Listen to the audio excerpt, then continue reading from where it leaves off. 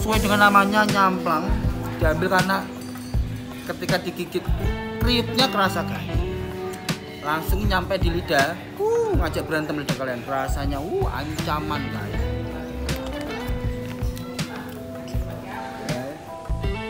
Halo, assalamualaikum warahmatullahi wabarakatuh. Kembali lagi bersama Sudut Karimun Jawa.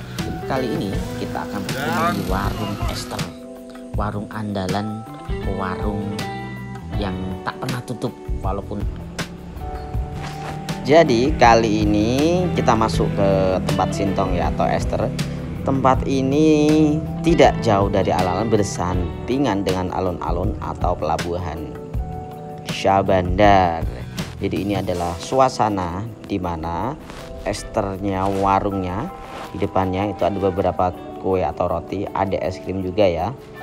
Dan cemilan juga bisa milih, ada aneka macam cemilan. Pop mie kalau mau teman-teman, dan ada nyamplang. Nah, untuk Sintong sendiri itu kenapa sih menjadi warung yang populer? Karena warung ini jarang sekali tutup, dan untuk varian makannya itu banyak sekali. Nah, sistemnya itu prasmanan, bisa ngambil nasi sendiri, lauk sendiri, nanti baru totalan. Nah, kali ini, hari ini kira-kira menunya ada apa aja sih? Oke, kita lihat ya. Ada telur tadi, ada cumi, ada tempe, ada tahu, ada ikan goreng, ada tempe. Nah, dilihat di bawahnya ada ikan goreng, ada telur dadar, ada ikan aneka macam ikan, dan ada telur balado.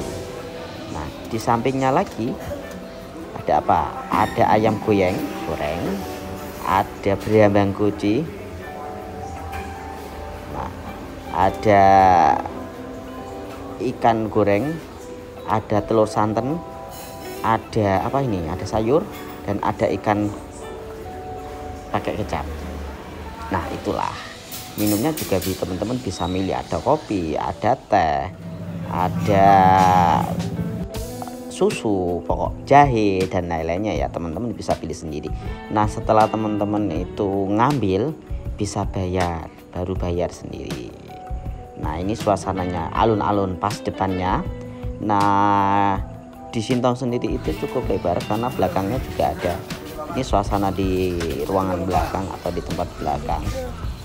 Wah, gimana?